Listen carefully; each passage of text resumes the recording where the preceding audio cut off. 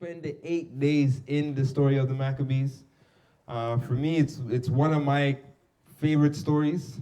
It's very in-depth, a lot of history, a lot of kings. But for me, I believe it's one of those stories that in these last days, because when you look at the story of Maccabees, they had no prophet, right? The Most High, they weren't getting divine interventions like David and those previous to them. All they had to rely on was the word of the Most High, faith, and one another. And when I look at where we're headed, we know that what we need or what's going to carry us on the journey ahead is faith in the Most High, one another, right? And what was the last part? I left out one because you distracted me with the... I said faith, trust, and one another. And trust in one another. And I'll throw in the resilience that these brothers demonstrated, right? Willing to die for their nation and for the heritage that the Most High gave them, right? Because it's really for the Most High. But let's look at this. So we're going to go into the story. And as I said, I encourage everyone just to spend the 8 days really going through the story. Part 2 of this is really where I dissect it. So part 2, we're going to go a little bit deeper in it. But let me start off this. Everybody, let me read the commentary. Yeah, let me read the commentary. It says, it's that time of the year again when the whole world seems to be drunk on the spirit of the fall and winter pagan holidays, with very few having knowledge of what the Feast of Dedication is, and even fewer celebrating and keeping the feast.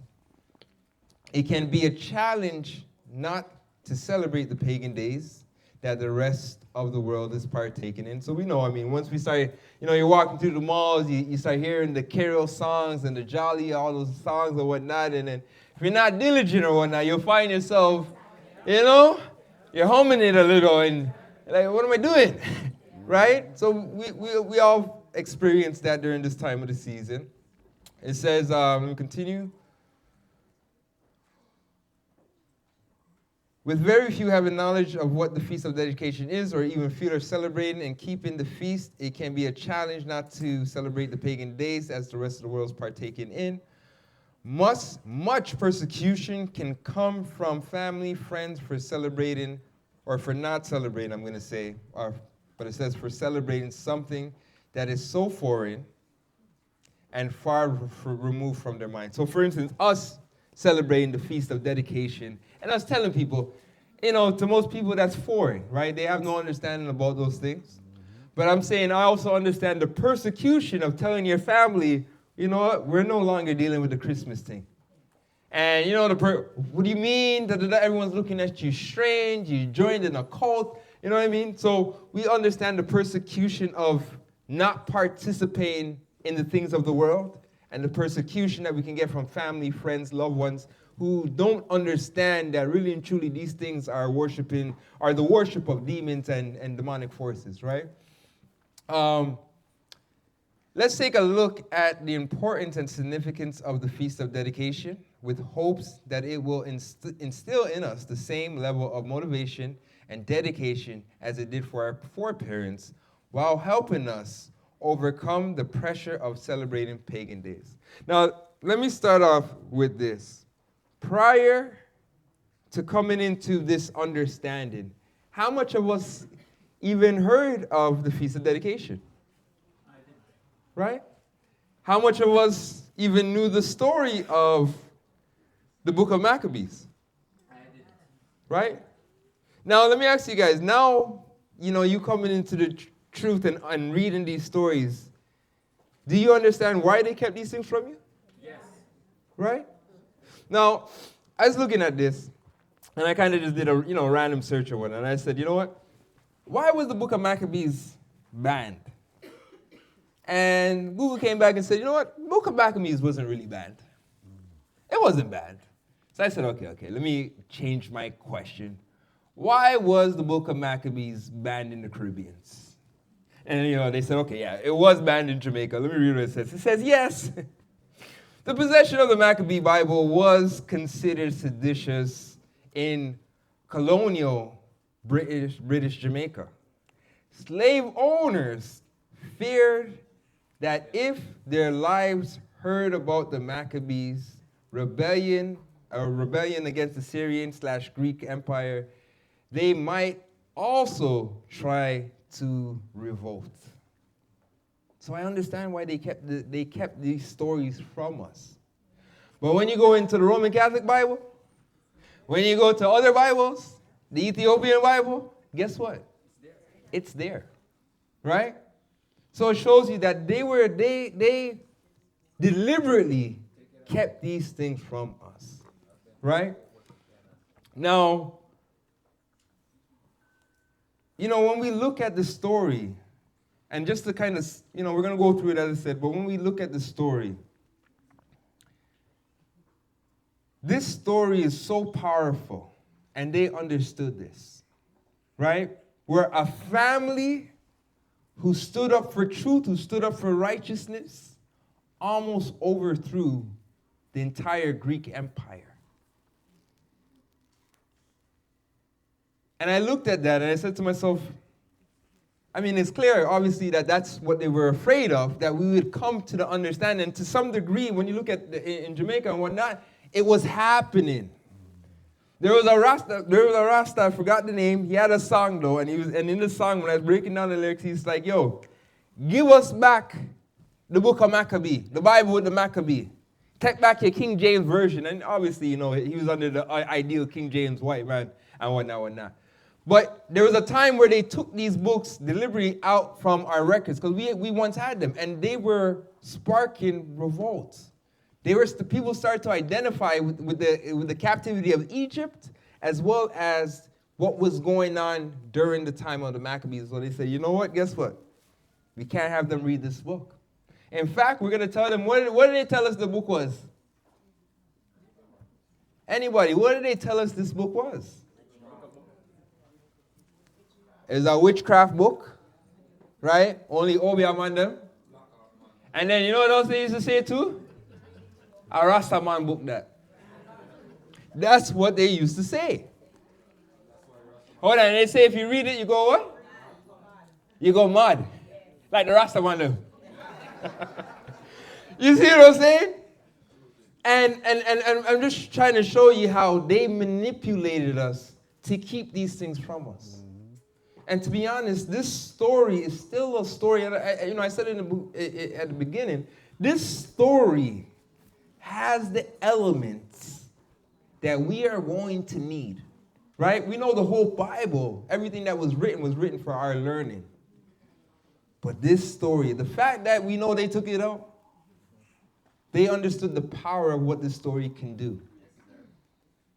Because in this story, we see, as I said, a family fight for the Most High, and we saw how the Most High helped them in all those battles. And as I said, next week we're going to look at some of those battles and whatnot. But if we can duplicate this in these last times, obviously we're not engaging we're going to look at the story, because we understand that we're not engaging any enemy until Christ returns. We're waiting for the chief, we're waiting for the commander to give the orders, right? And we're going to understand in the story next week the importance of trusting leadership, trusting Christ's return, trusting what the Most High is doing, right? So, let's get into the lesson now. Okay.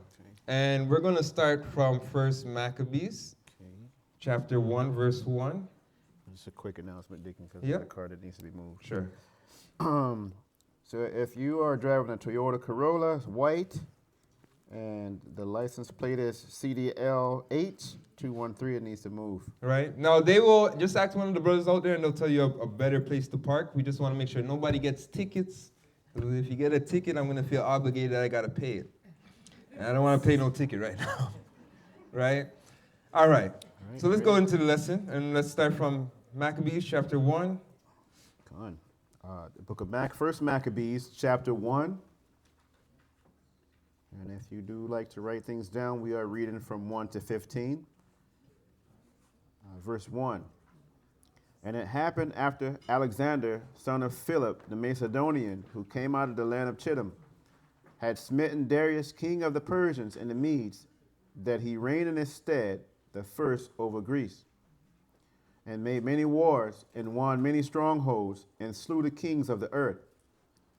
And they went through to the ends of the earth, and took spoils of many nations, and so much that the earth was quiet before him, whereupon he was exalted, and his heart was lifted up.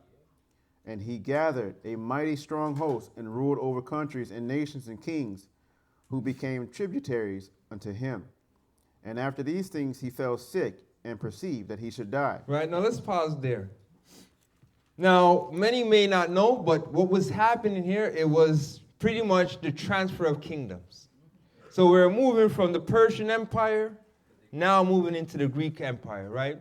Now we know Daniel prophesied that there would be 4 empires that would rule before before we would be restored and the coming of our Lord and Savior, right? Many of our Bibles today, we're missing this whole time period. The Greek Empire was completely taken out, and it was for a reason, believe it or not, right? Not only the story, but there's a lot of things why they took this whole period out of the Bible, right? But even though it was time for the Greek Empire to be established to rule the world, Alexander the Great went through conquering. Nothing stopped him. You know the one place he never conquered? Anybody? Jerusalem. When you look in the book of Josephus, it tells you that the priest came out to meet him, and they told him that it was prophesied that you would rule all nations. So he came, heard what we said, admired it, and went about doing his business. Right? Not only that, though. Remember what the Bible says? He says, when we're in obedience with the Most High, even our enemies are at peace with us. And that's the power that we have to understand. As long, there's a book that I was reading, and in the book, it's one of the homilies. Peter asks Simon, he says, why don't you like hearing the law? Don't you understand that the law is peace? And that's something that we have to understand, is that the law, following the law, is what brings forth our peace. Think about it. When we follow and we're walking in obedience with the Most High, we had peace. The minute we stopped following the law, No peace. Chaos broke out. So they were walking on one accord, walking in obedience to fear the Most High. They had a priest, I forgot his name, but they had a priest, Ananias. Ananias, thank you, brother. That was keeping the nation in check, following the Most High. So as a result of that, no ills came upon the city. And what you'll find is that once we got away from that and inward fighting started to happen, that's when all the problems start to happen, right? And as I said, we will look at that. Well, let's continue. All right, verse number 5. And after these things he fell sick, and perceived that he should die. Wherefore he called his servants, such as were honorable, and had been brought up with him from his youth, and parted his kingdom among them while he was yet alive.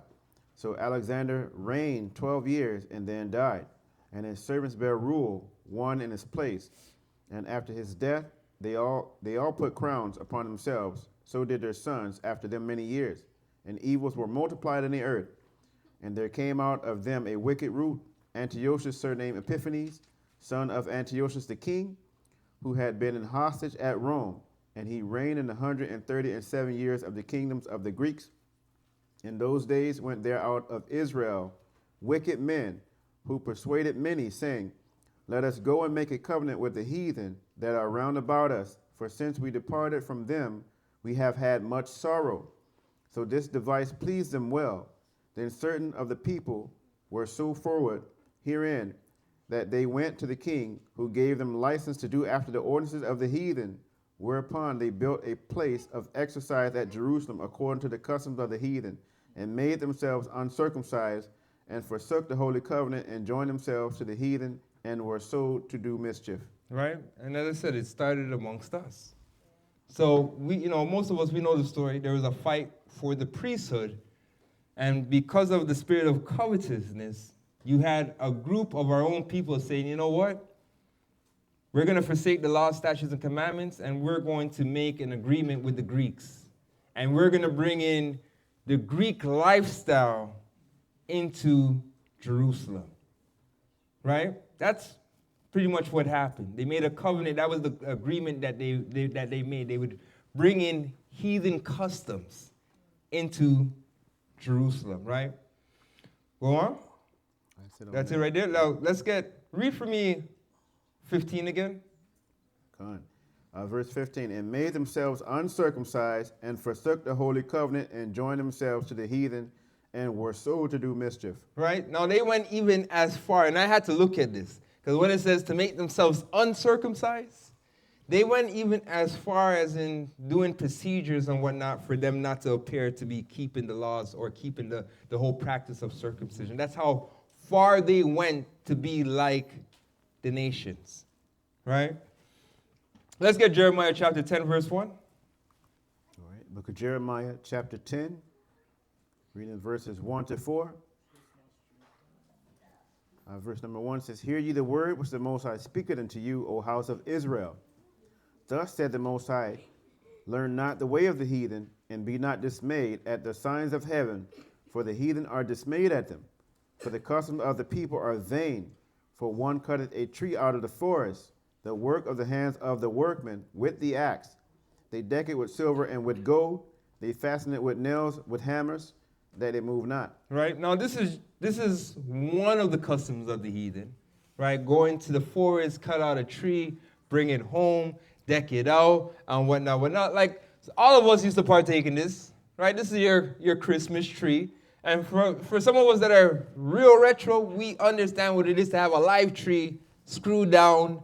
Hell, you know what I mean? We understand this practice. But I'm not really even focusing on that part of it. The part that I'm really focused on is this part here. It says, thus says the Lord, learn not the ways of the heathen. Now we have to understand that the Most High put us up to be a light onto the heathen. Not for us to follow the customs and practices of the heathens. So somewhere along the line, the tables got turned, right? And when we look at it, think about it. When we look at it, we're still desiring to be like the other nations, right? To still operate, customs, all these different things as the heathens around us, right? And, we talked about, especially during the time of the civil rights movement and whatnot, what were they fighting for? Yeah, to get integrated. Right? We were fighting to be integrated, to be like, and treated like the heathen. But think about what has happened to us. Have we gotten better or have we gotten worse in this integration? And you'll find that we've gotten worse, right? When you look at marriages, when you look at, for instance, just not saying there weren't problems, but the family unit, and as a people, we were more united. Think about it. I just think about Malcolm clips where Malcolm, even Martin Luther can call up thousands. Think about Million Man marches and whatnot, right? For a cause, even though it was the wrong cause. But just to show you that united, we had a stand, and we were all sticking together to fight for that stand. Even though that wasn't the stand the Most High decreed, right? Now look at us. Let's find 100 men right now to go march. Everybody has their own desires, their own, where we become more individual rather than united. And that's by design as well, right? So the Most High says, we were never supposed to learn the ways of the heathen. And because we started to learn the ways of the heathen, in this case here, they started to bring in the Olympics, the games of the Olympics, all these different things. And a lot of people don't know that. Those games are actually games to the gods, the fallen gods, right? So we start to partake in these different things. Let's get Deuteronomy chapter 28, verse 15. All right, family, we're going to the book of Deuteronomy chapter 28, reading verse 15. But it shall come to pass, if thou wilt not hearken unto the voice of the Lord thy God, to observe to do all his commandments and his statutes which I command thee this day, that all these curses shall come upon thee and overtake thee. Right? So we went from peace under King priest Hananias. Yeah. Alexander didn't trouble us and whatnot. We got inward fighting. We want to be like the heathens. And just like the Most High promised according to his word, if you disobey me, these curses shall come upon you. And that's what happened. Now the Most High it's action. I would say cause and effect. That's it. Yeah. Cause and effect. The cause, they got away. They start inward fighting. They wanted to be like the heathen. The effects of that was everything the Most High promised would happen, which was destruction, right? So the Most High commanded Israel not to follow the ways of the Gentiles. And if Israel followed the custom of the Gentiles, curses would come upon and overtake them. In the recent lesson, we focused in on the covenant that was made between the Most High and Israel and the stiff consequences that would ensue if it was broken. Here we see wicked men of Israel not only breaking that covenant with the Most High, but establishing a new covenant with the Gentiles. The reason being was because of the pressure, sorrow, and persecution that they received by not following the world. Walking in the truth is not something that a lot of us brothers and sisters can relate to. How many come to this walk only to leave to go back into the world? Let me read it again. How many come into this walk only to leave to go back into the world behind such pressures, right? So we were faced with some of the pressures and obstacles that our forefathers went through. A lot of us would fold under pressure real quick. I mean, think about it. We fold for less. We ain't got nobody coming here and say, here what, eat pork, do this, or we're going to kill you. Give up your ways of following the Most High, we're going to kill you. We turn back for the simple fact of, I was offended. Someone hurt my feelings. And I'm like, if that's if that's going to be the thing that takes us off this path, then guess what? We don't stand a chance, because guess what the enemy's going to do? He's going to hurt our feelings. He's going to do things to provoke us and let us lose sight of what we need to do, right? And then, I was talking to a brother, and I was telling him, saying, brother, in this journey, we have to understand that, you know what? These things we're going to deal with. We're going to deal with persecution. We're going to deal with injustice. It's all part of the game. We just got to see it for what it really is, and that is, it's the game. Because a lot of times we lose sight of that, we personalize it, and then we want to take it out. We got to fight fire with fire. And the Most High never told us to engage this battle like this. He tells us that when our enemies persecute us, or better yet, how should we deal with our enemies? And it's hard. And I told the brother, I said, it's hard. I'm not there yet. But the Bible tells us we got to pray for our enemies. We got to be willing to even feed our enemies. And that's an area of growth that we still got to get to, right?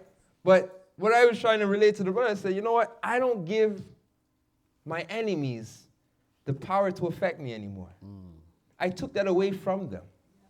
And on this journey, we have to realize that we got to take that power away from them.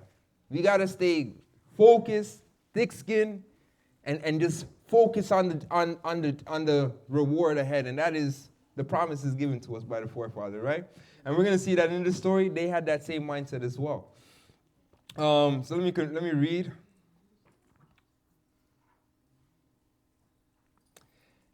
And let us not forget about the fall pagan holidays that led right up to Christmas. Also notice that the high level of deception, anxiety, and sorrow that comes at the time that is supposed to be one of the most one. So speaking about Christmas, as I said, this lesson will go into that, but that's not the focus of this lesson.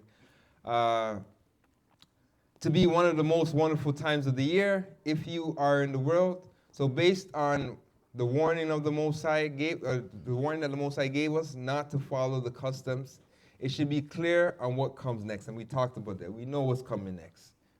Judgment, right? Let's get 1 Maccabees chapter 1, and we're going to go start from verse 20. And let's get this. 1 Maccabees chapter 1, verse number 20. And after that Antiochus had smitten Egypt, he returned again in the 143rd year, and went up against Israel and Jerusalem with a great multitude, and entered proudly into the sanctuary, and took away the golden altar, and the candlestick of light, and all the vessels thereof, and the table of the shewbread, and the pouring vessels, and the vials, and the censers of gold, and the veil, and the crown. Right? So he came in without even a fight. Now, family, who let him in? Our own people let him in. Right? The people that made the treaty or who made the decree with the Greeks, they allowed them to come in to destroy us. And, one of the things we have to understand on this journey and in this battle, that as we pursue to head back into Jerusalem or back into the home base, lack of better words, forgive me right now, but as we trod forward on this journey, some of our own people are going to be the very people fighting against us, right? And that's the hard part about this. But we have to realize that all the prophets went through the same thing. The apostles went through the same thing. Christ went through the same thing. So the very people that we're trying to save and we're fighting for is very people that may be used to destroy us, right? It's funny, I was just thinking about an experience at this new place I'm working at. Mm-hmm.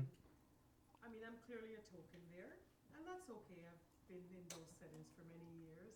But what I noticed at this place, those who are brown skinned are either like from parts of the continent or from, let's not even count South Asia, right? But they're not from the diaspora. I'm like one of the only, I'm actually the only one, but I'm not the only one. I stumbled on 3 female workers that were not in the same department, but we're all under one roof now. We moved this week. Yeah. And I noticed something. My point is how we're pitted against each other. We're so ignorant, we don't realize. I called a friend, I was lamenting. I was like, it's amazing how all the other nations are so pleasant towards me and walk by me and say hi. Because it's a place of 400 employees, so no one's knowing who is who. And I'm a new face around there. But interestingly so, any white, any South Asian, any East Asian are saying hi pleasantly to me. It's just the 3 people that I know from the diaspora that's walked by me. So I made it a point of duty to go and introduce myself to them. And they were pleasant, but I'm like, what is wrong with our people? Yeah. Can they see? Can they see? Like, the Somalian girl is chatting to me like no tomorrow. And she don't know me. Yeah. And my own people, I know you come from Yara, your grandparents did, and you're walking by me like you don't see me. Yeah. But I go and I introduce myself, and I was like, not hurt, just annoyed.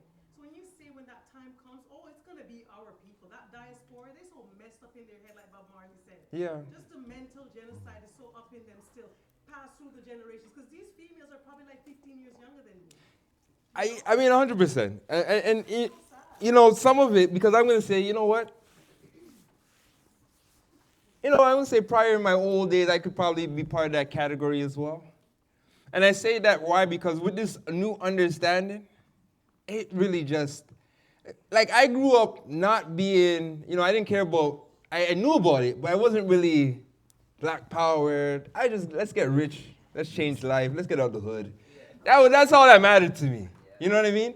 But then when I came into this truth, it was like, yo, I got to stand up for, I became more conscious of us as a people.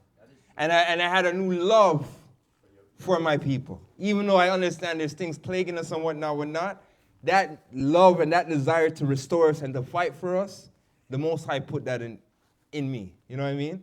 So part of it is lack of knowledge. They don't know who we are. They don't know who they are.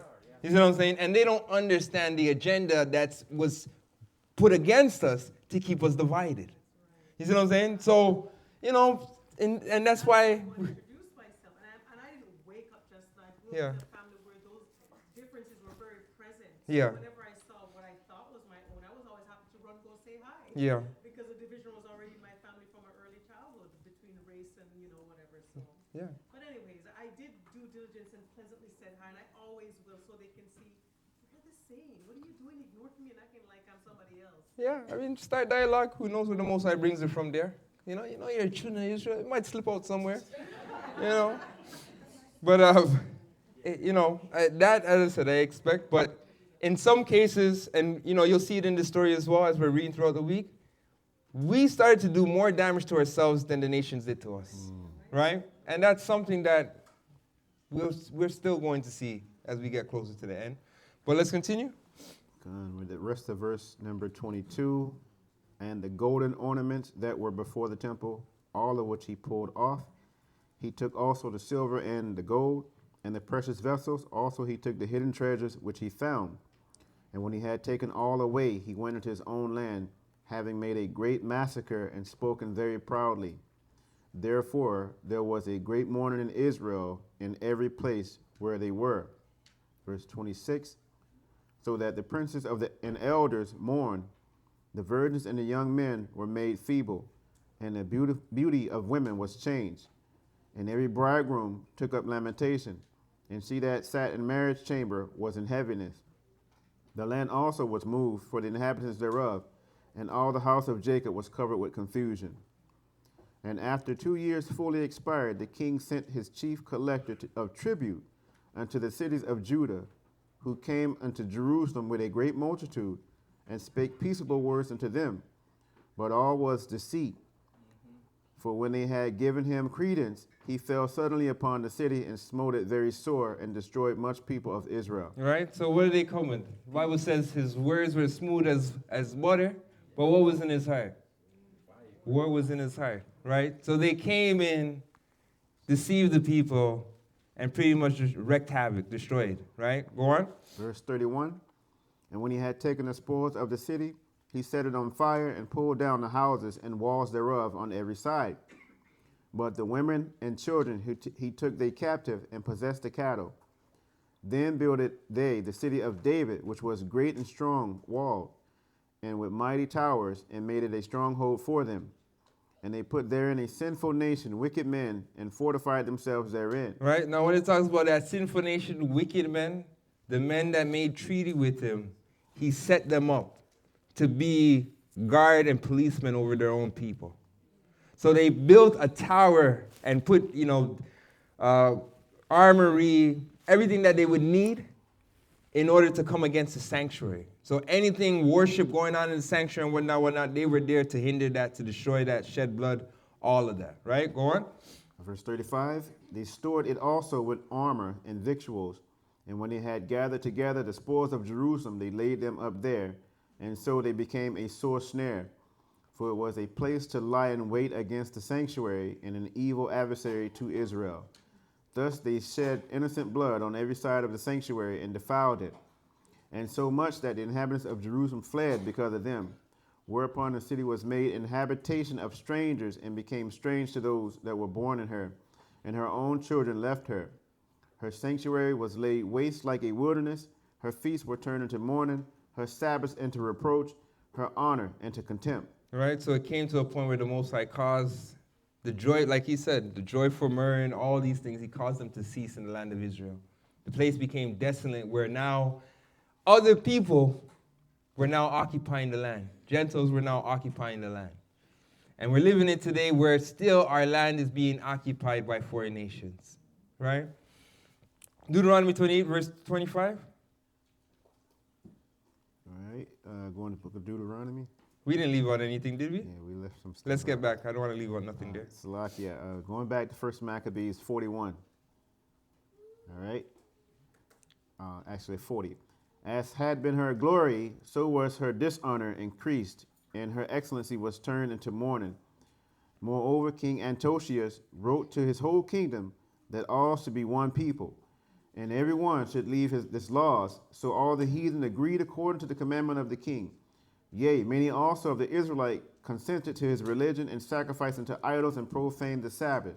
For the king had sent letters by messengers unto Jerusalem and the cities of Judah, that they should follow the strange laws of the land, and forbid burnt offerings and sacrifice and drink offerings in the temple, and that they should profane the Sabbaths and festival days, and pollute the sanctuary and the holy people, set up altars and groves and chapels of idols, and sacrifice swine's flesh, unclean beasts, that they should also leave their children uncircumcised, and their souls abominable with all manner of uncleanness and profanation, to the end that they might forget the law and change all the ordinances.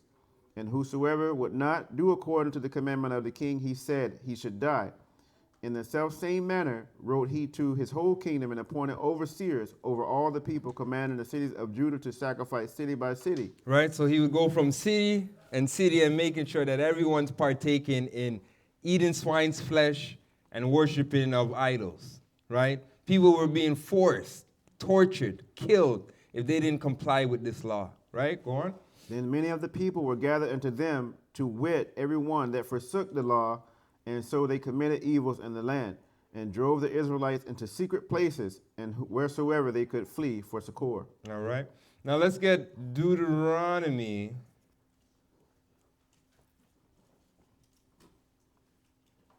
I want to make sure I'm not leaving out anything. Yes, let's get Deuteronomy, chapter 28, verse 25. Book of Deuteronomy, chapter 28, reading verse 25. Or better yet, let me pause here. This is kind of what I want to get. So we know that Antiochus Epiphanes, he had a plan to, I think the word is Hellenize the world, right? To get everyone to follow the customs of the Greek Empire, right? Now, some of us will look at this and say, okay, well, this was the first one world order, so to speak, right? Because he wanted to get everyone on one accord in following this Greek custom way of living. But I'm going to say, family, we can even go a little bit further with this. Because, for instance, if he was trying to get us to stop following the law, to stop circumcising our children, right? In the end of the day, what was he really trying to accomplish? Let's look at it from a strategic war standpoint. And remember, we wrestle not against flesh and blood. So let's think about it. From what were they trying to prevent? Not following the law. Not following the law, huh? Hedge of protection. What else, though? The ultimate. Whole world under Satan. All these are right. But think about it. What are they really trying to stop? Prophecy. Because it was prophesied that Israel would have a king. He would have a Messiah. But in order for the Messiah to get the first part of the victory, he would have to walk according to the law. So if there's no law, if there's no foundation, what would the Messiah be born into? A Greek empire? With Greek customs? No. We know the Most High wouldn't allow that to happen. But I'm just trying to show you the mindset. And this is what we have to understand is that the enemy, they do stuff hundreds of years in advance. Like when you look at, for instance, when the decree of the virgin birth and all these things, that happened 325 AD. So prior to that, during that time, the people of that time, they rejected that. And a lot of them were killed for rejecting that, right? But in our generation, that's all we know. That is the things that came in, but I'm saying the plan for this happened hundreds of years ago. So this plan, whether he knew it or not, the spirits leading him knew what they were doing. And that was to cause that light, which was, Israel was that light of the world. Christ says it, you are the light of the world. So without that light, guess what? The world's in darkness. And that's what he was trying to accomplish. Now, when you look at the Jewish people, I'll throw this in here. I was going to save it at the end. When you look at the Jewish people, you know what they celebrate this? I listen to their stories and whatnot. They say they celebrate this because guess what? They won back the temple and whatnot. They had no oil to keep the menorah burning. And the little oil that they had lasted 8 days. I read this whole story. I never found that anywhere in the story you find that part. So I looked at it and I said, where did they come up with this foolishness? But it is called the Festival of Lights when we look at the Hebrew. So we can't get away from that. But what light was rekindled? Righteousness. Truth. That was the light that was rekindled because they were doing everything to extinguish it. And Maccabee and this family, they fought everything to make sure that the truth of the Most High would stand in the earth. That was the light. Not no menorah and a little bit of oil lasting for 8 days. I'm like, where do you guys get that from? But let's get back to the story. On the book of Deuteronomy 28, reading verse 25, and then we're going to jump down to 49 and 50. And verse 25 reads, The Most High shall cause thee to be smitten before thine enemies. Thou shalt go out one way against them, and flee 7 ways before them, and shall be removed into all the kingdoms of the earth. Jumping down to 49, The Most High shall bring a nation against thee from far, from the end of the earth, as swift as the eagle flieth, a nation whose tongue thou shalt not understand. Right, and this time we didn't speak the Greek tongue. Right, we got the Greek tongue through captivity. Right, this is why during Paul's time and whatnot they spoke Greek. But that came through what happened here. Right, go on. A nation of fierce countenance, which shall not regard the person of old, nor shew favor to the young. Right, so because Israel chose to make a covenant with their enemies, instead of protecting them, the Most High allowed Israel's enemies to come in and have their way with them. King Antiochus commanded that everyone from one end of the earth to the other should follow the customs as well as the law of the land, that everyone should be one people. And that's that whole one world mindset and whatnot. And we know that they're trying to accomplish that again with the mark of the beast. Pretty much a servant Satan. Even when you look at the Albert Pike plan, it says at the end of it, we're leading everybody to the pure manifestation of worshiping Lucifer. That is their end goal. So it's either you're serving the Most High, really just 2 powers, the Most High, or you will be following Lucifer, and that's where this is going to end, right? And that's why we talk about pick a side while we still have time to pick a side, right? Continue to read. And if you look today, majority of the world from country to country is following and celebrating the American version of Christmas as one people. This ensures that Israel, which has been scattered to the 4 corners, could drink the wine from the cup of Babylon, keeping these pagan holidays. So we find that, you'll find that even people that people that don't believe in a God again, what are they called again? Atheist. Thank you. Even atheists celebrate Christmas. Right? Everyone look at that. It's about, if it's allegedly about Christ, right? But even Satanists, pagan people celebrate Christmas. Right? Hindu, all of these have no problem celebrating Christmas. Why? Because they all have a virgin birth story. Right?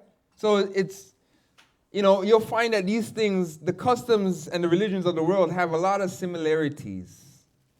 And, everywhere that we've been scattered, we've kind of been polluted by following these things, right? But let me continue. It says, yeah, we got that, right? So it says, the customs and traditions while living in ignorance to their own true heritage and way of life, speaking about the children of Israel, right? So in all these places, we would be involved with all these different customs, practice of worship unknowingly due to ignorance until the time of the awakening, right? Where the Most High would send out the gospel throughout the 4 corners of the earth. Let's get 1 Maccabees chapter, we're jumping down, still in 1 Maccabees, jump down to 54. It says, Now the 15th day of the month, Caselu, in the 145th year, they set up abomination of desolation upon the altar and built idol altars throughout the city of Judah on every side. Right, so another thing that we'll see, and that's why I said this story is it's a lot of things in the story we're going to face again, because even Christ says, when you see the abomination of desolation set up as Daniel's spoken about, then flee to the wilderness. Well, that first happened during the time of the Maccabees, where they set up the abomination of desolation, right? They started to set up pagan altars pretty much in where the Most High's altar was, right? Go on. Verse 55, and burn incense at the doors of their houses and in the streets.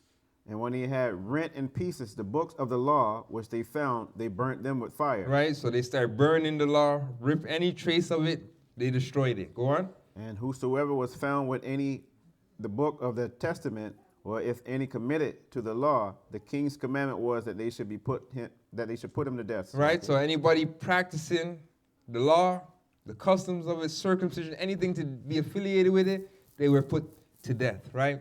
So you can imagine a lot of people started to forsake the ways of the Most High. Those that kept the ways of the Most High went in underground and started to operate underground. Go on. Thus did they, by their authority unto the Israelites every month, to as many as were found in the cities. Now on the 25th day of the month, they did sacrifice upon the idol altar, which was upon the altar of the Most High God. At which time, according to the commandment, they put to death certain women that had caused their children to be circumcised. And they hanged the infants about their necks, and rifled their houses, and slew them that had circumcised them. Howbeit many in Israel were fully resolved and confirmed in themselves not to eat any unclean thing, wherefore the rather to die, that they might not be defiled with meats, and that they might not be profaned by the holy covenant. So then they died. Right. So despite all the killing that was going on, the martyrs that were happening and whatnot, people were saying, nah, we are willing to die for our laws. We're willing to die for our way of living, right? And they're willing to forsake everything to walk in the fear of the Most High. And I'm saying that's the same resilience that we're going to need, because we understand the enemy is going to do the same thing, right? It's not a coincidence that they bought guillotines. You guys remember that back in the days? I know those stories kind of got, lost through the years and whatnot. But remember all the FEMA camps and whatnot, they were talking about they bought guillotines? Yeah. What are they bought guillotines for? Right? Understanding that we will be faced to that. And you read Revelation, it talks about the dead in Christ that rise, and the beheaded. Yep. Those that, you know what I mean? But anyways, let me digress. And there was very great wrath upon Israel. That's the end of all right. Now, I want to use this time. It's not in the original lesson, but I want to use this time to kind of look at those that went through that time period of being forced to eat swine's flesh, that were tortured for keeping the ways of the Most High, right? Because I want us to look at one family, and we're going to see their mindset, right? And we're going to read this. This is where we get 2 Maccabees, chapter 7. Don't have it in the slides. I'm going to read it out of the annotated KJV. And we're going to get all of that whole chapter 7. Sounds good. So in the 2 Maccabees, out of the annotated, reading from chapter 7, verse 1. It happened also that the 7 brothers and their mother were arrested and were being compelled by the king under torture with whips and tongs, to partake of unlawful swine's flesh. One of them, acting as their spokesman, said, "What do you intend to ask and learn from us? For we are ready to die rather than transgress the laws of our ancestors." Right, so we're willing to die rather than transgress the laws of our ancestors. Go on. The king fell into a rage and gave orders to have pans and cauldrons heated. These were heated immediately, and he commanded that the tongue of their spokesman be cut out, and that they scalp him and cut off his hands and feet, while the rest of the brothers and the mothers looked on. Right, so try to image this, right? And these are the graphic parts of this story. But pretty much, he cut out their tongues, he scalped their head, he fried them in a pot. This is the torture they went through. But let's see their mindset. Go on. When he was utterly helpless, the king ordered him to take him to the fire, still breathing, and to fry him in a pan. The smoke from the pan spread widely, but the brothers and their mother encouraged one another to die nobly, saying, "The Most High God is watching over us, and in truth has compassion on us, as Moses declared in his song that bore witness against the people to their faces, when he said, and he will have compassion on his servants." After the first brother had died in this way. Right, so let's just think about this. Fried in the pot, the aroma of burned flesh, all this going on. And the mom sitting there, lack of better words, and maybe obviously not in this spirit, but she's like, "Go, sons, go. Go." She's cheering them on to die in righteousness. And I'm looking at that, and mothers, you can put yourself in her shoes, so to speak. But for her, it was like, that is the greatest. If we're going to die here, let us die for righteousness. Why? Because we understand that there's a reward in the end. And you're going to see that she says it. She's like, you know what? I'm losing you today. Die today so I can have you tomorrow. How much mothers would have that mindset? A lot of mothers would be like, you know what? Go on, eat the pork. No, just give it, son. But this mom, she got away from the emotions. Obviously, she loved her children. She was attached to them. But she got outside of her feelings and she saw the bigger picture. And the bigger picture is, hey, what? The greatest reward is my children dying in righteousness. Where instead of enjoying them for a moment, I will be able to enjoy them for eternity in the kingdom, serving before the God of all gods. And that's what when you look at it from that perspective, she made the best decision. Enjoy them for a moment in a season, or have them forever. What would you choose as a mother? I think we would all choose forever, right? Go on. After the first brother had died in this way, they brought forward the second for their sport. They tore off the skin of his head with the hair and asked him, will ye eat rather than have your body punished limb by limb? He replied in the language of his ancestors and said to them, La'ah, no. Right, La'ah. Go on. Therefore, he in turn underwent tortures as the first brother had done. And when he was at his last breath, he said, you accursed wretch, you dismiss us from this present life, but the King of the universe will raise us up to an everlasting renewal of life because we have died for his laws. Right? Do you see the mindset? It's not like we're dead, it's done, all she wrote. No, we will live again. As for you, Most High has something for you, right? Judgments of the Lord. He'll repay you face to face. But for us, this is if we're gonna die in our honor. We're gonna die in favor of the Most High because we understand there's a resurrection after this. The resurrection is not a New Testament concept. Yeah. They understood this, right? Go on. Verse 10. After him, the third was the victim of their sport. When it was demanded, he quickly put out his tongue and courageously stretched forth his hands. Right? So you went out there like, yo, just take them. What are you waiting for? Go on. And said nobly, I got these from heaven. And because of his laws, I disdained them.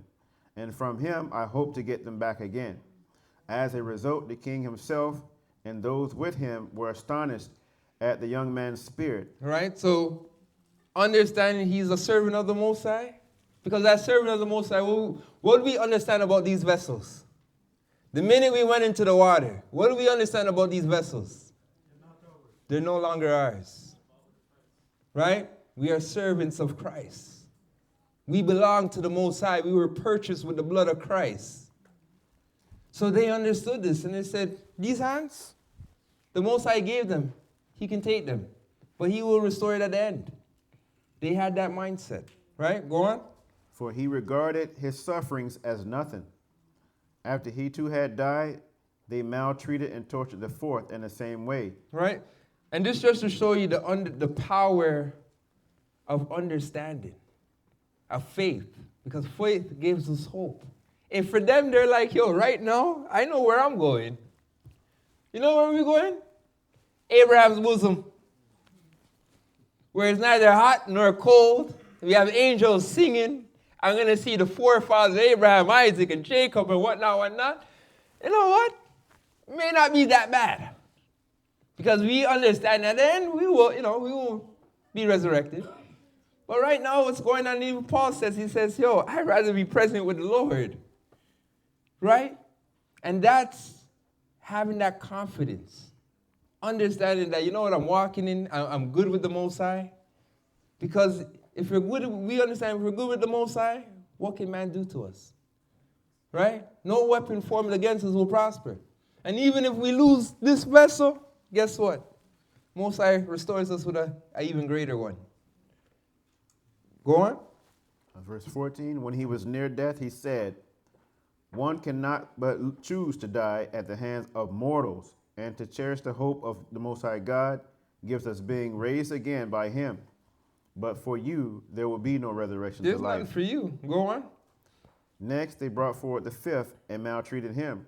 And he looked at the king, Salakia, and said, because you have authority among mortals, though you also are mortal, you do what you please. But do you think that the Most High God has forsaken our people? Keep on and see how his mighty power will torture you and your descendants. Right? And when you look at the end, everyone remember how Epiphany died? Con. Did anyone kill him? Nope. How did he die? He died by a plague. The Most High himself answered this prayer and killed him himself. And when he killed him, before the Most High killed him, you know what Epiphany says? He tried to be a Jew. You know, I understand all these things happening to me for what I did in Jerusalem. God. If I could go back in time, I would give tribute. Right? So the Most High held him accountable right before he took him out of the picture. Right? Go on. Verse 18. After him they brought forward the sixth, and when he was about to die, he said, do not deceive yourselves in vain, for we are suffering these things on our own account because of our sins against our own God. Go on. Therefore astounding things have happened, but do not think that you will go unpunished for having tried to fight against the Most High God. Right? Don't think what's happening to us, and this is the accountability part. What's happening to us is because of our own sin. But don't think you're not going to get punished. Because guess what? You're fighting. For you to say the law's done away with and all of that, no, you're not even fighting against us. You're fighting against the Most High himself, who gave us these laws to keep. Right? Go on. The mother was especially admirable and worthy of honorable memory. Although she saw her 7 sons perish within a single day, she bore it with good courage because of her hope in the Lord. She scourged each of them in the language of their ancestors, filled with a noble spirit, and reinforced her woman's reasoning with man's courage, and said to them, I do not know how you came into being in my womb. It was not I who gave you life and breath, nor I who set in order the elements within each of you. Therefore the Creator of the world, who shaped the beginning of humankind and devised the origin of all things, will in his mercy give life and breath back to you again, since you now forget yourselves for the sake of his laws. Antiochus felt that he was being treated with contempt, and he was suspicious of her reproachful tone. The youngest brother being still alive, Antiochus not only appealed to him in words. Right? Now imagine this. Because we understand that one of the tools used by Satan to control us is the spirit of fear. Right? The Bible tells us for many years he has held many in bondage through the spirit of fear. And we understand that coming into the truth, the Most High didn't give us the spirit of fear. So imagine when he's using, because these torture tactics were used to spread the spirit of fear amongst the people so that the people would conform and give in. But what happens when it's not working? What happens when everyone said, no, man, we're ready for dead? Right? You're frustrated. You're realizing, what power these people don't reverence me or don't fear me. So therefore, he's looking at it like these people are pretty much mocking me here. Right? And he's getting more and more frustrated with it. Let's continue to go. The mindset of the people that are around watching it. Exactly. Yeah. Right? Because during slavery, they also did the same thing. Sorry, bro. And even his own people. But here's what happened. Antiochus not only appealed to him in words. Well, hold on. Let's pause for there for a second. Hold on. In slavery, you guys remember what they did? Yes. They would cut off the foot of the slave. Why would they cut off the foot of the slave? But then what does that teach the rest of them? Not to do it. Right? Now, if you try this with this group, what do you think they would have done? More of them would have run. You see what I'm saying? More, like, to some degree, with the righteous, or those who had the mindset and knew who they are, the Roman Empire said, okay, martyring is not helping us. The more we kill them, the more other ones are rising up to follow in their steps. So they said, no, we gotta find a new way to do this. Right? Go on. And that's kind of the point I was trying to make. And so now he had to find another way to try and gainsay them. Right? Yeah, he's like, okay, this is not working. So guess what? Let's befriend him now. So the youngest brother, being still alive, Antiochus, not only appealed to him in words, but promised with an oath that he would make him rich and inviolable if he would turn from the ways of his ancestors, and that he would take him for his friend and entrust him with public affairs. Right now, I hate to do this, but if we were to try this again, how much of us do you think would have taken the money? Right? Showing you, and as I said, the Most High has to change our mindset, change our hearts and whatnot. Because a lot of us, we can test the times and we can look at every black, organic, grassroots organization was always infiltrated or dismantled through somebody taking the money, right? I think about, remember the movie Judas and the Maccabees? Yeah. No. That, Judah and the Black Messiah, right? What happened? The brother took the money. And then you know what's said? And this always happens when you follow the story, you're going to see the same thing. What did he get out at the end for betraying the children of Israel? Gave the man $100, I think. And the man's looking at it like, was it worth it?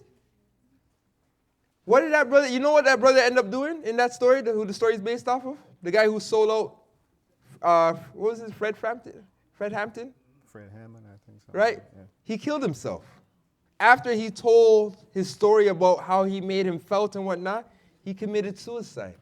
What did Judas do when he sold out Christ? Same thing. You see what I'm saying? So while they're betraying and what, it's not clicking to them, but eventually that grief hits and they realize that, hey, I sold out my own people for 30 pieces of silver? For nothing, really. Right? Go on. All right. So since the young man would not listen to him at all, the king called the mother to him and urged her to advise the youth to save himself. After much urging on his part, she undertook to persuade her son, but leaning close to him, she spoke in their native language as follows, deriding the cruel tyrant, "My son, have pity on me. I carried you 9 months in my womb and nursed you for 3 years and have reared you and brought you up to this point in your life." Right, so how young was this lad? She said, read that part again, how long she weaned him for? 3 years. 3 years. He was a child, right? He was a little boy. But let me show you his zeal and his understanding. This is why the Bible says, train a child in the way he should go, and guess what? He will not depart. He may come off the path a little, Most High chastise him, but he'll get back on the path.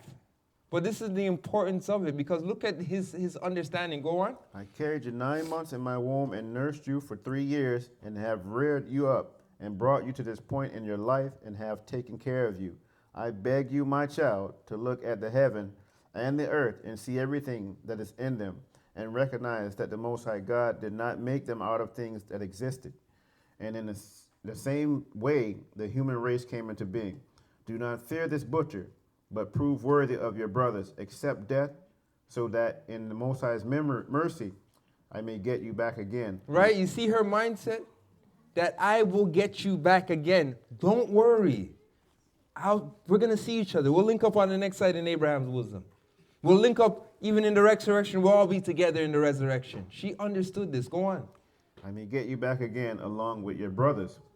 While she was still speaking, the young man said, "What are you waiting for? I will not obey this king's command, but obey the command of the law that was given to our ancestors through Moses. But you, who have contrived all sorts of evil against the Hebrews, will certainly not escape the hands of the Most High God."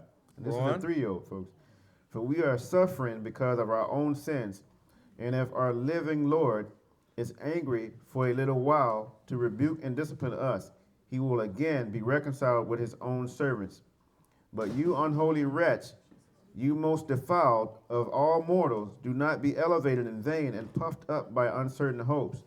When you raise your hand against the children of heaven, You have not yet escaped the judgment of the Almighty, all-seeing God. For our brothers, after enduring a brief suffering, have drunk of everlasting life under the Most High God's covenant. But you, by the judgment of the Most High God, will receive just punishment for your arrogance. I, like my brothers, give up my body and life for the laws of our ancestors, appealing to the Most High God to show mercy soon to our nation, and by trials and plagues to make you confess that he alone is God, and through me and my brothers to bring to an end the wrath of the Almighty that has just fallen on our whole nation. Now let's stop there for a second. Did anyone pick up what this young man said? This is what he said. He says, guess what? If me and my brother will die, and through our death, the wrath of the Most High will come to an end, so be it. And we see that right after all this persecution was happening, then the Most High raised up Judas Maccabee and that whole family, Mattathias, should I say, and they started to fight the battles. But this young man realized that, guess what? They would be the sacrifice for their nation in order for the Most High now to turn from wrath and now have pity on them. I mean, think about this. They're at the point where they're killing little babies now. And this young lad understood it, that he was being a sacrifice for the betterment of the nation. The Bible tells us that one of the greatest sacrifices we can ever give is for a man to lay down his life for his brethren. This is a young man that demonstrated this. How much us here in this room should have the same zeal? A young man had this. This is the same zeal that Christ brought to the cross with him. That guess what? Through my death, the nation will be restored. Healing would come through my death. I will pay the cost for the nation. This is what this young man said way before his time. So and you know, sorry. I just had a point. Just think about it. Imagine just thinking about that. You are being a king in front of all of your people. You're slaying the Most High's people, and you got a 3-year-old rebuking you in front of all of these people. Right? But it just shows you how solid these people were, how zealous they were for their way of living. The sanctuary is getting destroyed. Guess what? For them, life is done. And we're going to see that. I'm putting the cart before the horse, right? But let's get Deuteronomy chapter 28, verse 32. Go back. Okay. All right. Book of Deuteronomy, chapter 28, verse number 32. Thy sons and thy daughters shall be given into another people, and thine eyes shall look and fail with longing for them all the day long, and there shall be no might in thine hand. Jump into 33. The fruit of the land and all thy labors shall a nation which thou knowest not eat up, and thou shalt be only oppressed and crushed always. Right? So these things were written in the law, and that young lad understood the law, understand that everything was happening based on them getting away from the covenant that was given to them, right? And that's something that we have to understand. Everything is going to happen as long as we get away from the covenant and from following Christ. All these things are the same fate awaits us, right, if we stray off the path. Go on. So that thou shalt be mad for the sight of thine eyes, which thou shalt see. Jumping down now to 65. And among these nations shalt thou find no ease, neither shall the sole of thy foot have rest, but the Most High shall give thee their trembling heart, and failing of eyes, and sorrow of mind. And thy life shall hang in doubt before thee, and thou shalt fear day and night, and shall have none assurance of thy life. All right, let's get Hosea chapter 4, verse 6 to 7. Going to the book of Hosea, chapter 4, verse number 6. My people are destroyed for a lack of knowledge. Because thou hast rejected knowledge, I will also reject thee, that thou shalt be no priest to me. Seeing thou hast forgotten the law of thy God, I will also forget thy children. As they were increased, so they sinned against me. Therefore I changed their glory and to shame. Right, and this is exactly what we see has played out, right? We were once in a state of glory. Now we're in a reproach. We're alienated from our own land. We're in underground hiding. Our customs and our ways of living, all of that is being altered and being challenged, right? Let's get 1 Maccabees chapter 2, verse 1. Book of 1 Maccabees chapter 2, verse number 1. In those days arose Mattathias, the son of John, the son of Simeon, a priest of the sons of Jorib from Jerusalem and dwelt in Modin. And he had 5 sons, Jonan called Cadiz, Simon called Thasi, Judas was called Maccabeus, Eleazar called Arvarin, and Jonathan, whose surname was Aphas. And when he saw the blasphemies that were committed in Judah and in Jerusalem, he said, Woe is me! Wherefore I was born to see this misery of my people and of the holy city, and to dwell there, when it was delivered into the hand of the enemy, and the sanctuary into the hand of strangers. Her temple is become a man without glory. Her glorious vessels are carried away into captivity. Her infants are slain in the streets, her young men with the sword of the enemy.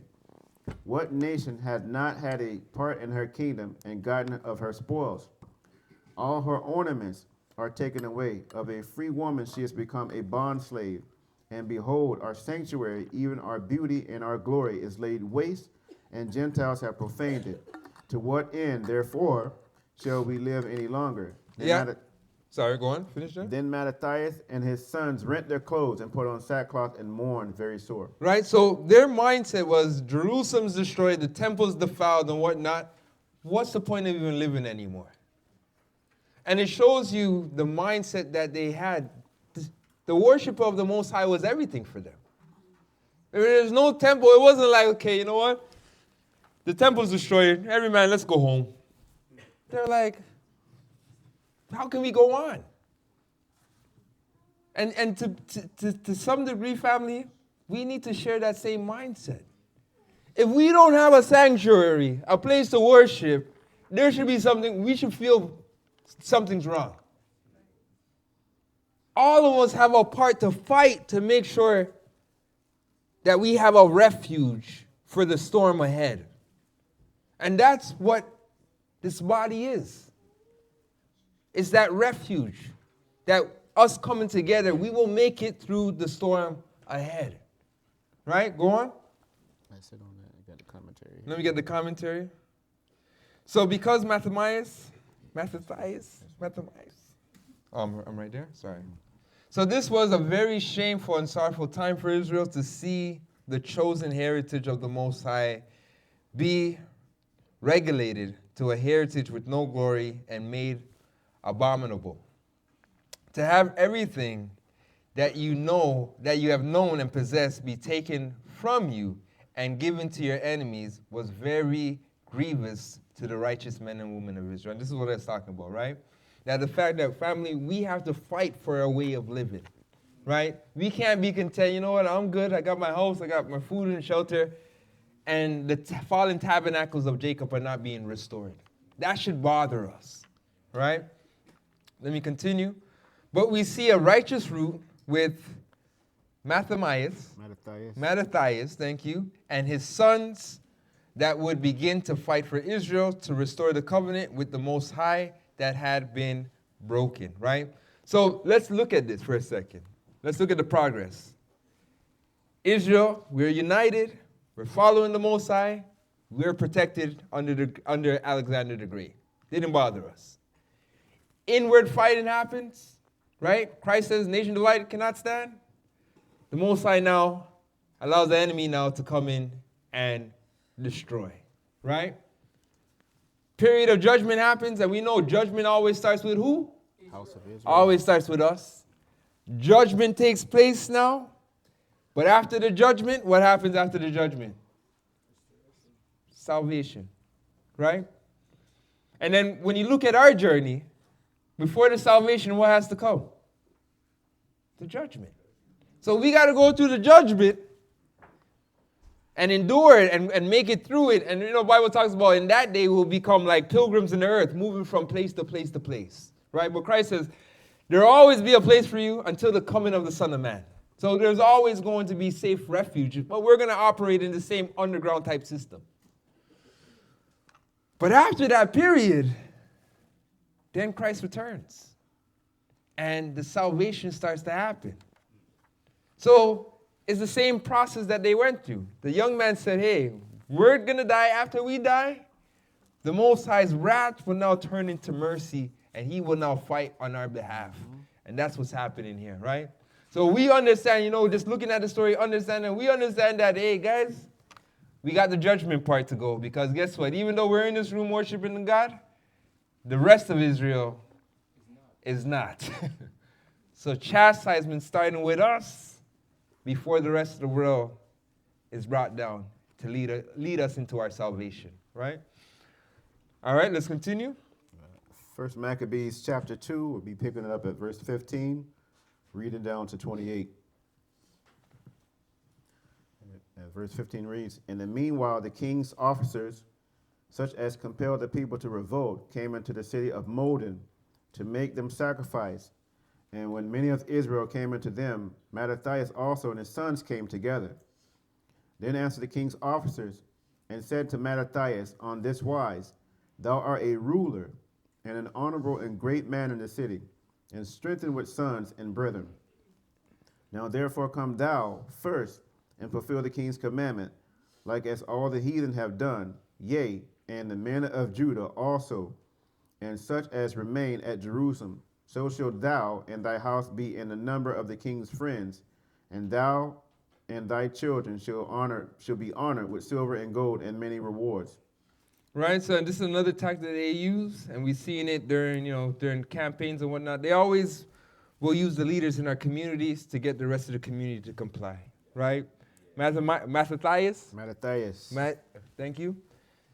He was a man of influence in this community, so they were trying to utilize that. But he was one of those brothers that said, I cannot be bought. You can't buy me, right? He'd rather stand with the Most High than to receive the 30 pieces, so to speak, right? Go on. Then Mattathias answered and spake with a loud voice, Though all the nations that are under the king's dominion obey him, and fall away every one from the religion of their fathers, and give consent to his commandments, yet will I and my sons and my brethren walk in the covenant of our fathers. God forbid that we should forsake the law and the ordinances. We will not hearken to the king's words to go from our religion either on the right hand or the left. Now when he had left speaking these words, there came one of the Jews and the sight of all to sacrifice on the altar which was at Modin, according to the king's commandment. Right, you know what that was, right? We know what they were sacrificing. And even that in itself, think about this, all these people dying for not eating swine's flesh, and then the Most High coming in the New Testament, yeah, man, you can't eat it now. Like, it doesn't make no sense. And it's really because they never heard these stories before to understand how much people had to die abstaining from those things, right? But that's another story for another time. Go on, though, brother. Which thing, when Mattathias saw, he was inflamed with zeal, and his reins trembled, neither could he forbear to shew his anger according to judgment, wherefore he ran and slew him upon the altar. Also the king's commissioner, who compelled men to sacrifice, he killed at that time, and the altar he pulled down. Thus dealt he zealously for the law of the Most High God, like as Phinehas did unto Zambri, the son of Salom. And Mattathias cried throughout the city with a loud voice, saying, Whosoever is zealous of the law and maintaineth the covenant, let him follow me.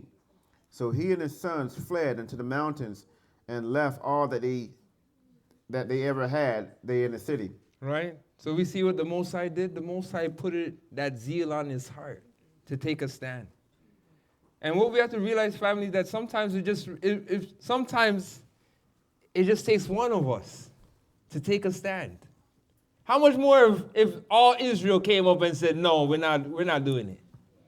Sometimes it just takes one, because a lot of times everyone else, they want to do it, but they're scared to do it. Yeah. But we all have to have that zeal to say, no, not us. Now, what I wanted to go back to is the person that came and brought the sacrifice. You know what his mindset was probably? Matthias, nobody starting a problem, man. You always have one of those type of people. Yeah, man, just a small piece of flesh. You always have those that want to keep the peace. Those type of people that want to just keep the peace. But what we have to understand that if there's no law, there is no peace. If we can't keep our way of living, it is not going to work at all. There's no shifting from that, right? But as I said, we always have one of us that we want to keep everybody happy. And in this case, the zeal of the Most High said, no, this is war, right?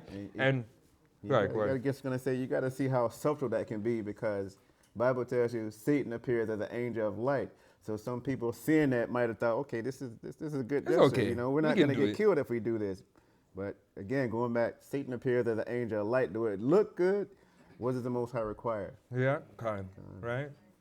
Let's continue though. We're at verse 29. Go on. Then many that sought after justice and judgment went down into the wilderness to dwell there, both they and their children and their wives and their cattle, because afflictions increased sore upon them. Now when it was told the king's servants and the host that was at Jerusalem and the city of David, that certain men who had broken the king's commandment were gone down into secret places in the wilderness, they pursued after them a great number, and having overtaken them, they camped against them and made war against them on the Sabbath day. And they said unto them, Let that which ye have done hitherto suffice. Come forth and do according to the commandment of the king. Right. Now Christ also warned us. He says, pray that your flight be not on the Sabbath day.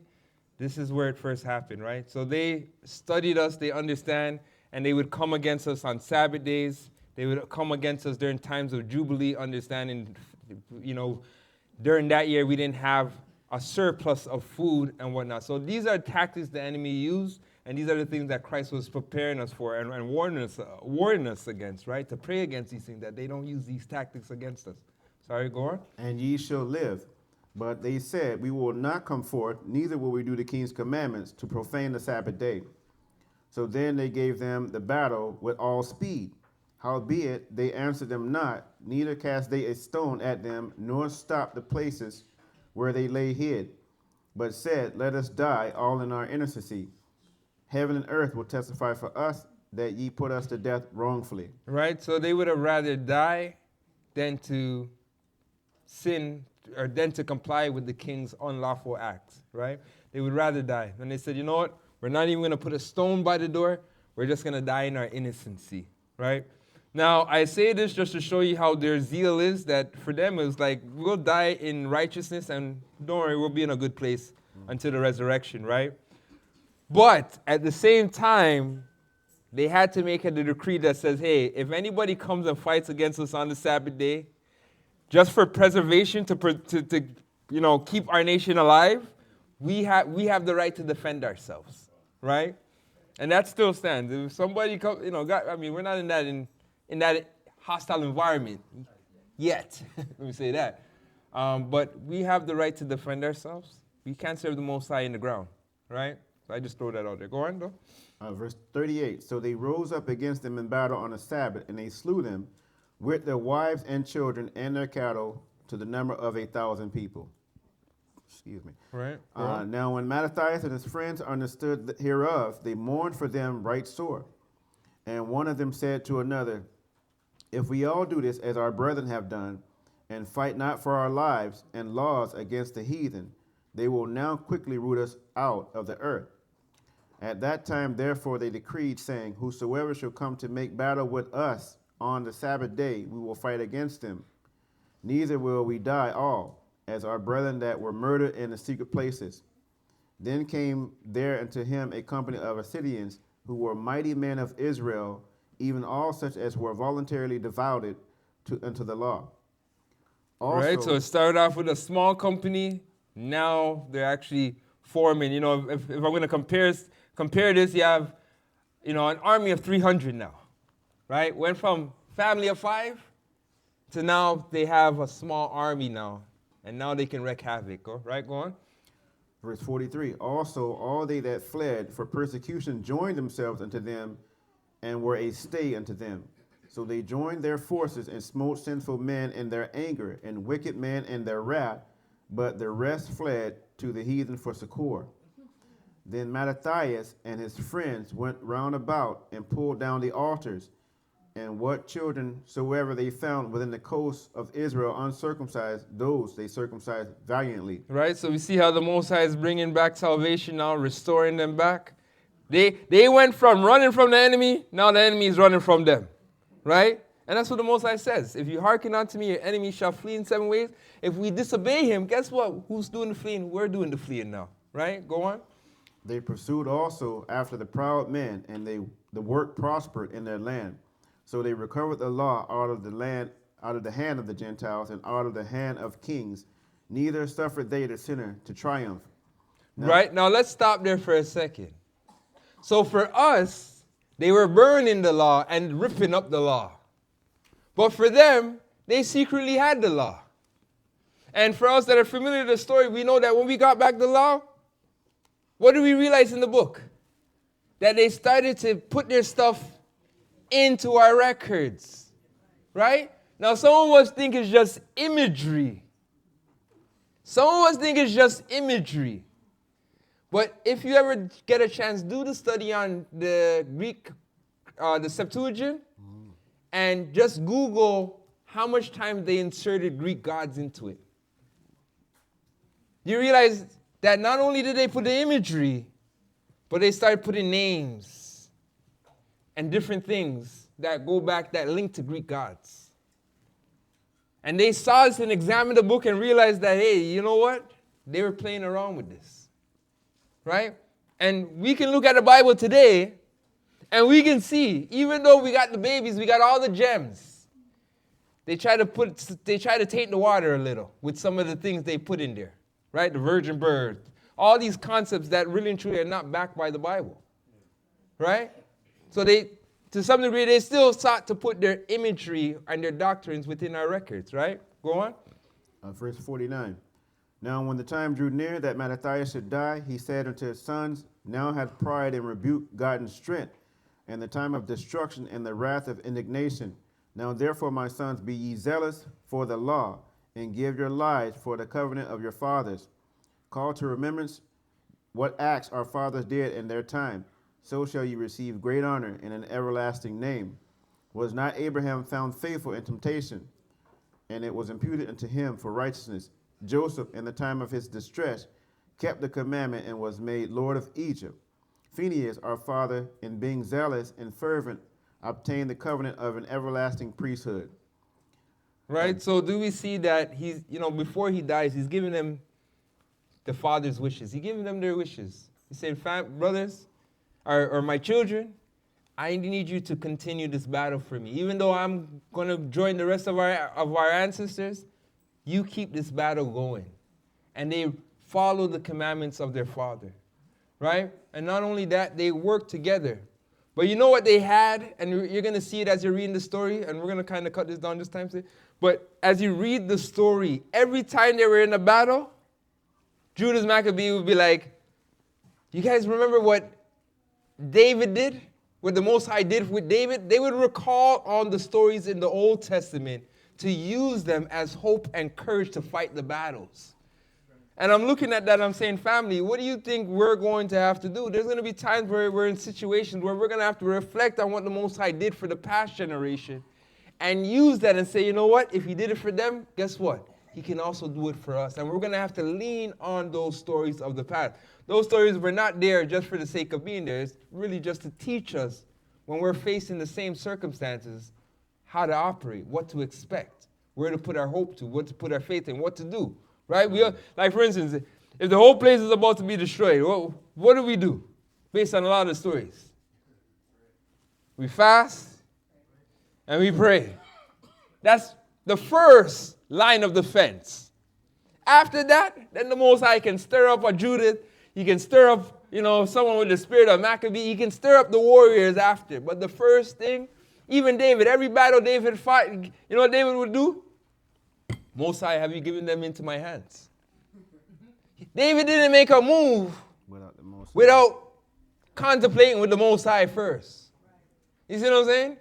And that's the same mindset that we have to draw from that same thing. Understand that every decision we make, everything, we're praying because we want the Most High's counsel in him. We want him to be part of our decisions, whether they're good or they're bad, because in the end of the day, he's going to chastise us and tell us, okay, that was a bad decision. You know what I mean? But that's the example that as we get closer to today, we can't lean on and understand. We got to pray to the Most High even more as we see the days approaching, right? Go on. Joshua, fulfilling the word, was made a judge in Israel. Caleb, for bearing witness before the congregation, received the heritage of the land. David, for being merciful, possessed the throne of an everlasting kingdom. Elias, for being zealous and fervent for the law, was taken up into heaven. Right? And you'll find that in this Bible, there's a story for every possible situation there is. But some will say, here what? Everybody's persecuting me. I'm being persecuted everywhere I go. And we're not in that time yet. But in that time where you're like, yo, I feel like I'm the only one keeping the laws of the Most High, and nobody else is keeping it, and I'm being persecuted and whatnot. Guess who else also felt like that? Elijah felt that way as well. So there's there's no situation where you feel so special that somebody in the Bible didn't feel it, didn't experience the exact same thing. We just got to get comfortable being in our Bible so that we can look at those stories and examine those stories and draw strength from those stories, right? But let's just go Romans chapter 12, just for time's sake. We're going to fast forward. The book of Romans, chapter 12, verse number 1.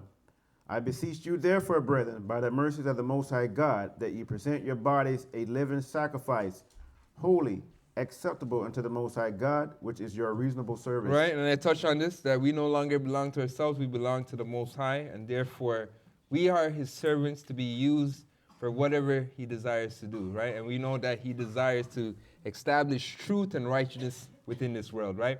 So because Mattathias, yes, sir. And the righteous that followed him were so stout and stern for the law of the Most High, they refused to fight. Stout and stern for the laws of the Most High, they refused to fight and war on the Sabbath day, and many of them ended up being killed. We too must understand that when you walk the path that the righteous before us walked, you have to put your life on the line, and in order to finish this work. So let me read it again. We must let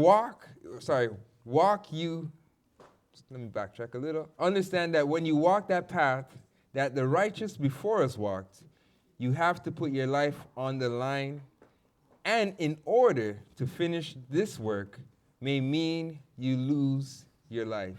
And that's what we have to understand, family. Are we willing to die for our ways of living? Are we willing to die for our understanding? And that's a question we all have to ask ourselves, right? We all want to make it, but who's willing to fight and be a sacrifice for us to make it? Very few, right? Let's continue. So it says, let me read this, sorry. Living in this day and age of extreme cowardice, where the devil has made mankind afraid of death, and this fear also being one of the curses that would come upon Israel. Very few will have this same sternness and stoutness, because not many can stand the persecution that comes with following the truth. We always have to remember the patriarchs and how the Most High never forsook them, and the glory they received because of their valor. Right? Let's First Maccabees, we're going to jump into chapter 4, verse 1. And we're going to read this last battle, and then we got Deuteronomy, and then we're going to bring this to an end. Right? Let's go. First Maccabees 4 and 1. Then took Gocc 5,000 footmen and 1,000 of the best horsemen, and removed out of the camp by night, to the end he might rush in upon the camp of the Jews and smite them suddenly. And the men of the fortress were his guides. Now when Judas heard thereof, he himself removed, and the valiant men with him, that he might smite the king's army, which was at Emmaus. While as yet the forces were dispersed from the camp, in the mean season came Gregorius by night into the camp of Judas, and when he found no man there, he sought them in the mountains, for he said, these fellows flee from us. But as soon as it was day, Judas shewed himself into the plain, and 3,000 men who nevertheless had neither armor nor swords to their minds. Right? So Judas had men around him that knew nothing about battle, knew nothing about war. And guess what, family? We're in this room where many of us know nothing about war, know nothing about battle. But guess what? Don't worry, we're all right. You know why we're all right? You know why we're all right? Well, not only that, hands down the Most High. But what about the Most High? Well, Moses said the Most High is a man of war. We have the greatest war general and strategist of all time. Who do you think gave well, not Joshua, I was thinking about Nebuchadnezzar, all these ruling kings and whatnot. Remember, the Most High sets up the kings. So who do you think gave them their strategy? Right? Who do you think gave David his strategy? All the men the renowned men in Israel. The Most High all gave them the strategy. When Joshua was taking the Most High says, guess what? Put certain men around here. You men them go in, burn the city, and then when you guys see the smoke, you guys come around. Like the Most High gave them all these war strategies and whatnot. So where we might not know how to war and whatnot, guess what? The Most High can teach us real quick, instant. These brothers had to learn it on the fly. And they came on and they won this battle, right? Tells you that when you read the Josephus, the men had farmers' broom and picks. Because, most of us, we work the farm. So that's all they had. But they put it to use, and they fought against a certified army, men that were trained for war, and they won this battle, right? Go on. Verse 7, and he saw the camp of the heathen, that is, it was strong and well harnessed and compassed round about with horsemen, and these were expert of war. Go on. Then said Judas to the men that were with him, fear ye not their multitude, neither be ye afraid of their assault. Remember how our fathers were delivered in the Red Sea when Pharaoh pursued them with an army. Right, so don't fear their multitude, don't fear their assault. Remember what the Most High did for us. And that's his source, and that's his strength, and that's his hope, and that's his power. And that's what we have to understand, that faith that we have, that's part of our weaponry. Go on. This is the part that we forget. Now, therefore, let us cry unto heaven, and peradventure the Most High will have mercy upon us, and remember the covenant of our fathers, and destroy this host before our face this day, that so all the heathen may know that there is one who delivereth and saveth Israel. Then the strangers lifted up their eyes and saw them coming over against him. Wherefore they went out of the camp to battle. But they that were with Judas sounded their trumpets. So they joined battle, and the heathen, being discomfited, fled into the plain. Howbeit all the hindmost of them were slain with the sword, for they pursued them into Gazaria, and unto the plains of Idumea, and Azotus, and Jamnia, so that there were slain of them upon 3,000 men. This done, Judas returned again with his host from pursuing them, and said to the people, be not greedy of the spoil, inasmuch as there is a battle before us. And Gocc and his host are here by us in the mountain, but stand ye now against our enemies and overcome them. And after this, ye may boldly take the spoils. Right, so Israel, right? You know us.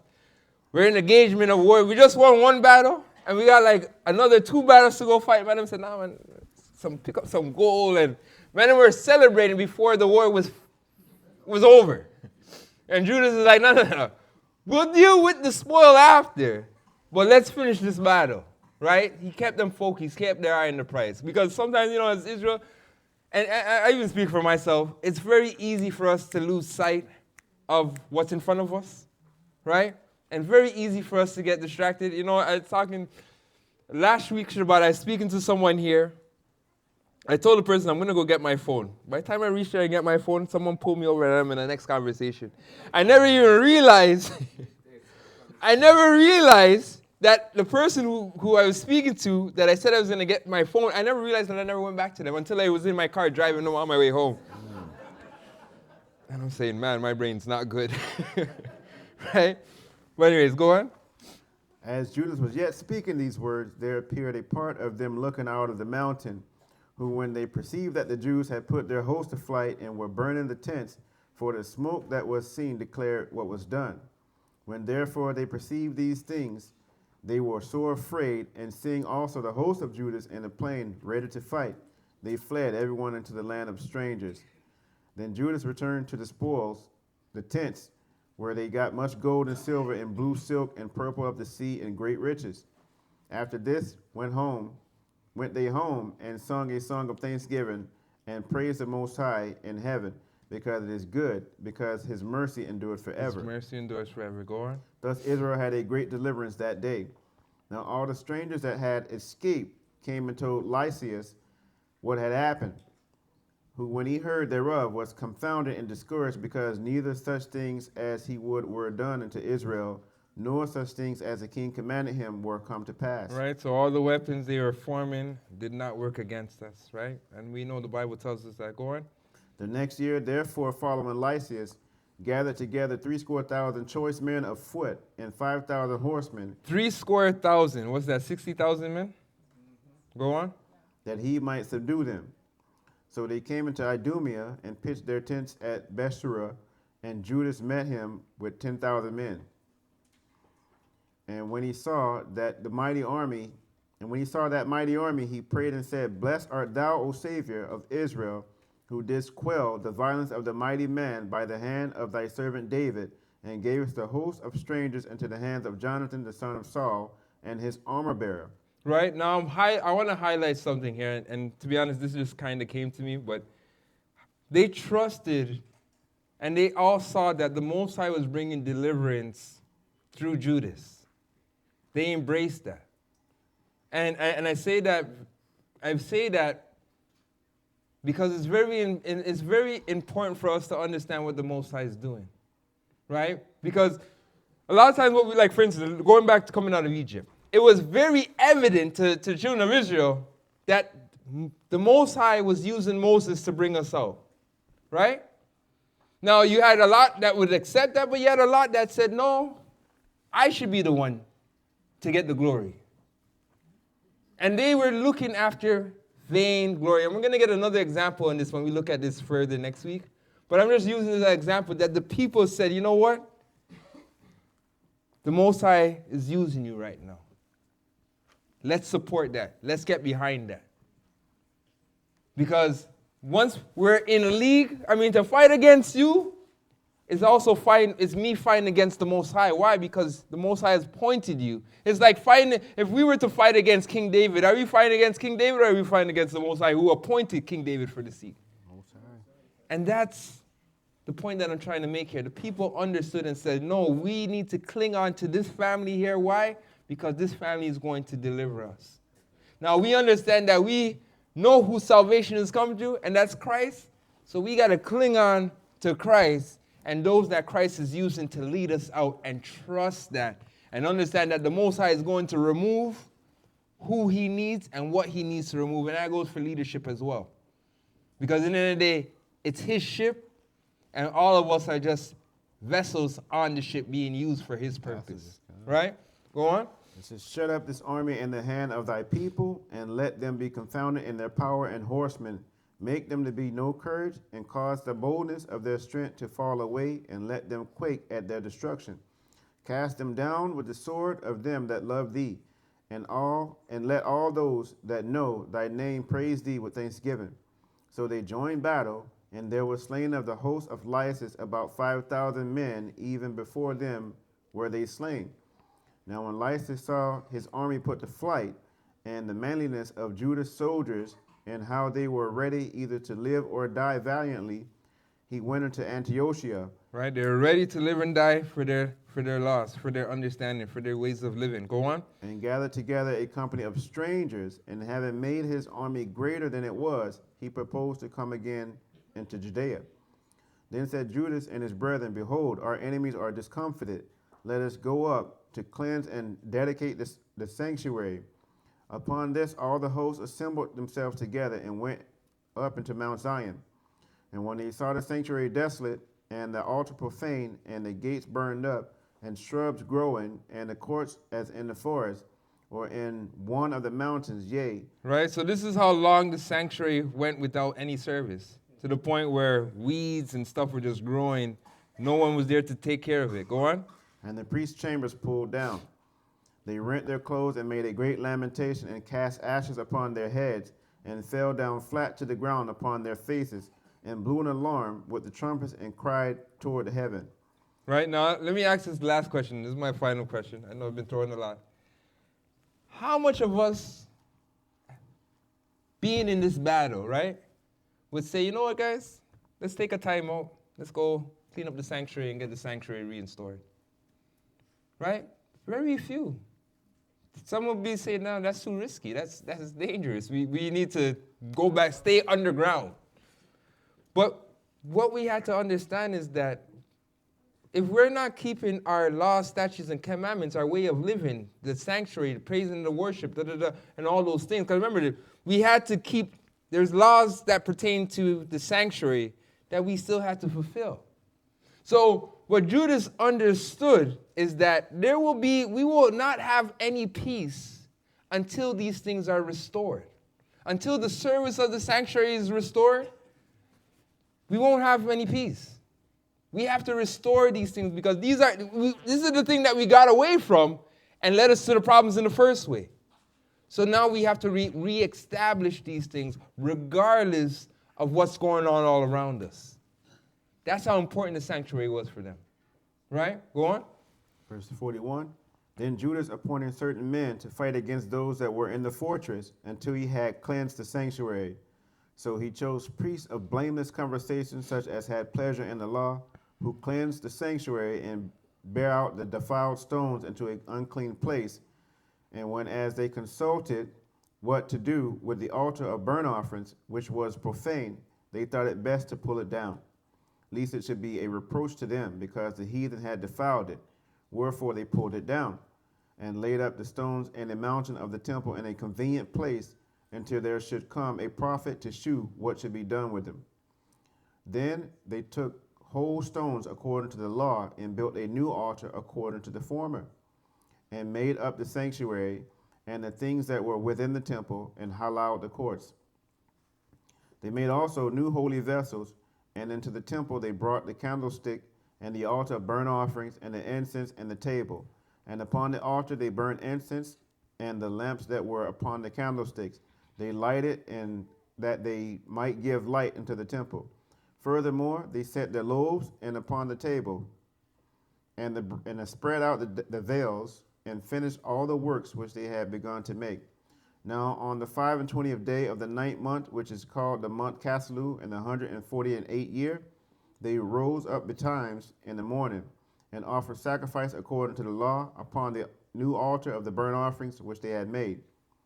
Look at what time and what day the heathen had profaned it, even in that was it dedicated with songs, and cisterns and harps and cymbals.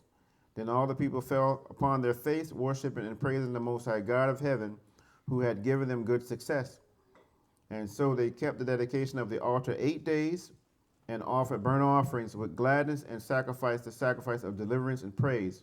They decked also the forefront of the temple with crowns of gold, and with shields, and the gates and the chambers they renewed, and hanged doors upon them.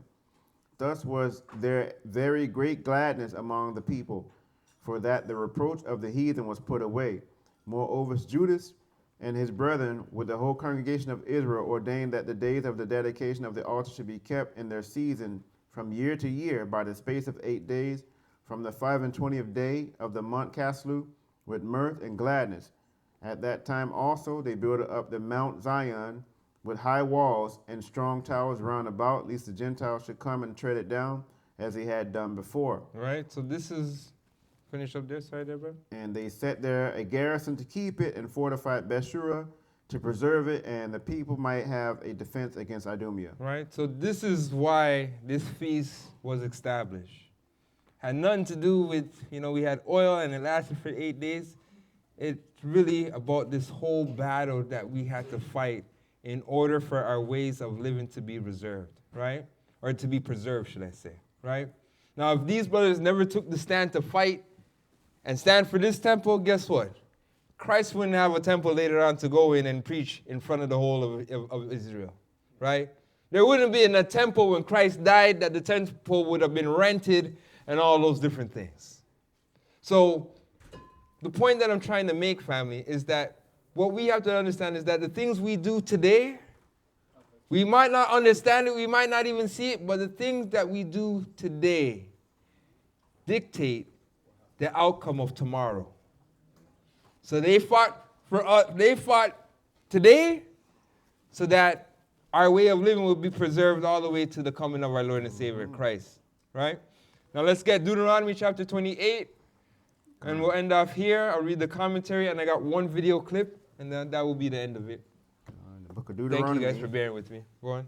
Chapter 28, verse number 1, and it shall come to pass, if thou shalt hearken diligently unto the voice of the Lord thy God, to observe and to do all his commandments, which I command thee this day, that the Most High thy God will set thee on high above all nations of the earth. Jumping down to 7, the Most High shall cause thine enemies that rise up against thee to be smitten before thy face.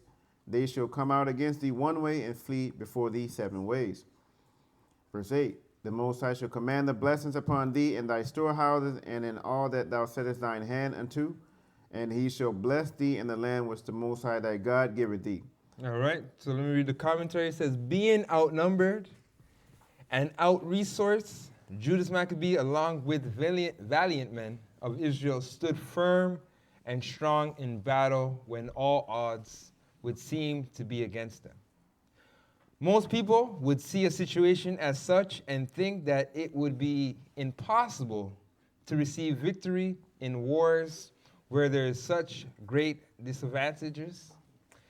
This not only shows the power of the Most High, but shows the power we have in him when we come back to him and keep the covenant that he made with our forefathers, while having the faith, confidence, and belief that by doing so, he will deliver and save us in the most dire circumstances, right? So in the most situations that it looks hopeless, right?